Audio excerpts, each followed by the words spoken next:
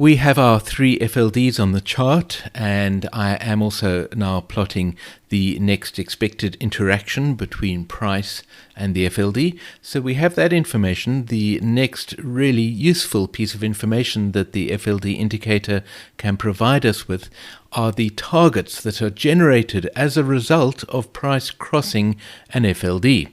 So let's display our targets. In the properties for the sentient FLD indicator, you can see we have a section for the targets. We can plot target arrows, and we can also plot target labels. The labels, of course, tell us what cycle the target is referring to, but because it is color-coded, you might not need the labels. Nevertheless, we'll display both of them in this example here. So here we can see our targets, and as I pointed out in the earlier video in which we first applied the indicator to our charts, there are two targets for each cycle. So for instance, here is the 50-minute cycle. This is the previous target, and this is the current target for that cycle. The previous target is shown, as you can see, with square brackets around the cycle name, and it is also shown with a dotted arrow, whereas the current target has no brackets around the cycle name and it is a solid arrow. So the current target is the target that has been generated by the most recent price cross of the FLD. In this particular example, you can see that price came up to the signal cycle FLD. This is a 3-minute chart we're looking at here, and so that is the 50-minute FLD.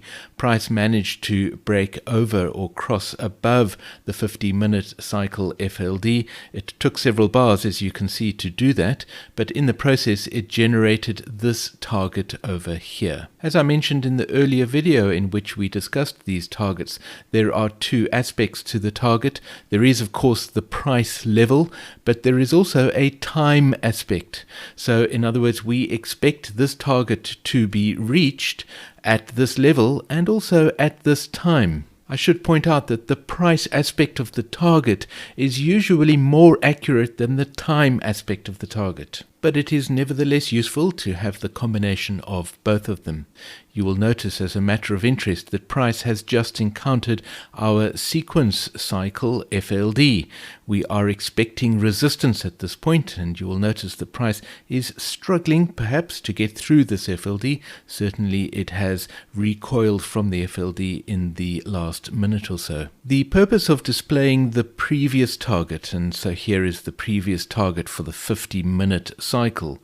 The purpose for that is that we can see how much these cycles are influencing price action.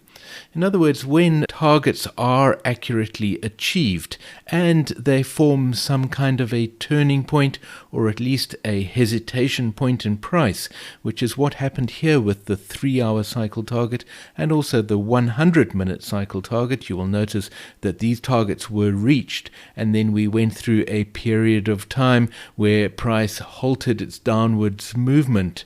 It then, of course, continued that downwards movement, probably to fulfill other cycle targets, which would be visible on longer timeframe charts. But the importance of displaying these previous targets is that we can witness how accurately the cycles are influencing price action. And to some extent, we can determine what the current dominant cycle is on this time frame. So in this particular example, you will notice that we had a 3-hour target over here. I should point out that this was before the London market even opened. So this price action was outside of regular trading hours, and that price action can often be fairly arbitrary, so we don't take those targets too seriously. But when the London markets opened and they started trading, which is when the price action picked up over here, you will notice that immediately the 3-hour cycle has exerted its influence. Price moved down and achieved a 3-hour cycle target. Then, of course, price moved pretty much sideways in this consolidation pattern over here before continuing a downward movement. That tells us that there is probably a longer cycle that has stepped into play at this point. When price achieved this previous 50-minute cycle target, you can see that for just a few minutes after that. It kept moving down, but then it did move back up again, find resistance at the level of the signal cycle FLD, and then gave us another final move down. The likelihood is that this is a longer cycle trough. We are not displaying the cycle analysis yet. We will be getting to that in a video very soon. And here clearly is the price bouncing out of that cycle trough. We had an A category interaction over here, generating a target there.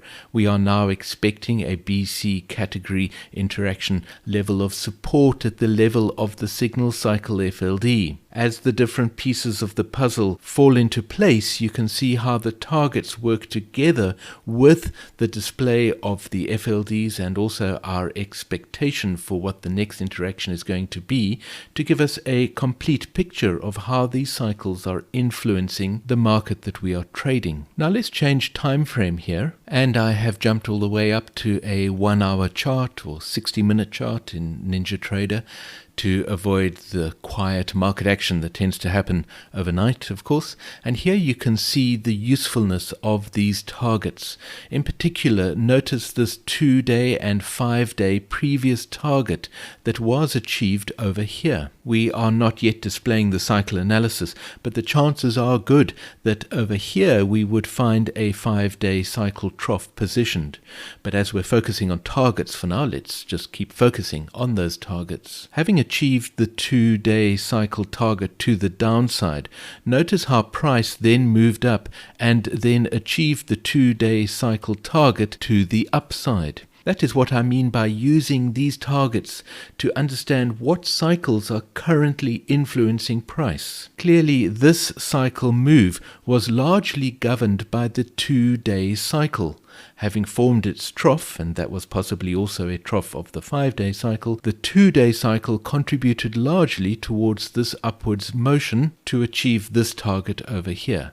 Notice then how the 1-day cycle took control and brought price down to achieve this target over here. You will very often see these targets being accurately achieved, so they are going to be very useful to you on your charts. Notice how price came up, achieved the 5-day cycle target. Here we have a 1-day cycle target which is above price. In other words, it has not yet been achieved. It was expected to be achieved over here, but notice the time of that target. It is overnight, just after the beginning of today, the 22nd of May. Looking at this overnight price action, you can see that price reached towards this 1-day cycle target, but it looks as if it has failed to reach it. There wasn't a lot of volume in overnight trading, and it is probably beginning to turn down now, in which case this target is going to remain as an unfulfilled target. If price crosses this FLD and generates a new target to the downside, then this target will become the previous target, and we will have a new current target down here. I have jumped over very quickly to a 1-minute time frame to demonstrate something else to you, which is that sometimes you will look at a chart and you cannot see any targets. The reason for that is because price has been operating in such a way as to not interact with the FLDs and generate these targets. Here is a perfect example. Here was the 50-minute cycle previous target on the 1-minute chart, and there is obviously a current target. I will show you where that target is in a moment. But why do we not see a current 50-minute cycle target on the chart at the zoom scale that we are looking at here? Here you can see price came up and found resistance at the level of the FLD. Of course, when it finds resistance, it does not generate a target. So that is why there is no target generated by that interaction. Over here, price came up and you see it tried to get above the FLD, but because the FLD was also at this point traveling upwards, it failed, so no target was generated by that. Eventually, price did cross above the FLD at this point over here. That, of course, would have generated a target. Now, a target is calculated by measuring the distance from the previous price extreme, either a low or a high, up to the level of the actual crossing point, the point at which median price crosses the FLD, and extending that an equal distance in the same direction. That means that this target is actually off the top of our chart, and by dragging the price scale we can expose that target. Here it is, so you can see that is the price level of that target, and this is the actual time that that target was expected to be achieved. It was off the chart because it didn't fit into the price scale. Now, having dragged the price scale in NinjaTrader, NinjaTrader does something which is perhaps useful, perhaps not useful, but it will tend to keep the scale fixed at this level. If I switch my attention to another chart and then come back to this chart, I'm likely to find that this scale is entirely wrong for the price action. The other thing that NinjaTrader will do is it will allow price to run all the way to the right-hand edge of the chart, which means that our future lines of demarcation aren't really showing the future anymore because we're not seeing them.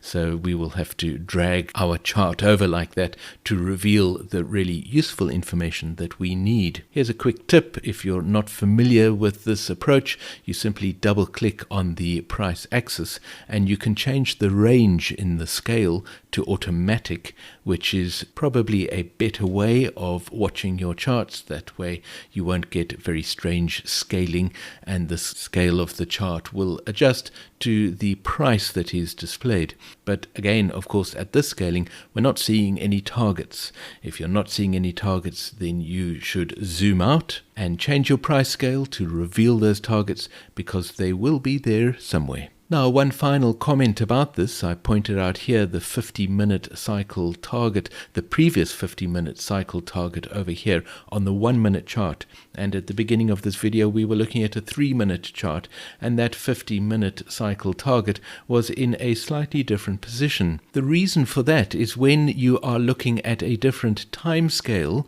you will find that the exact level at which a price crossing the FLD is calculated, such as I indicated occurred over here, will be slightly different because you have a different resolution to your data.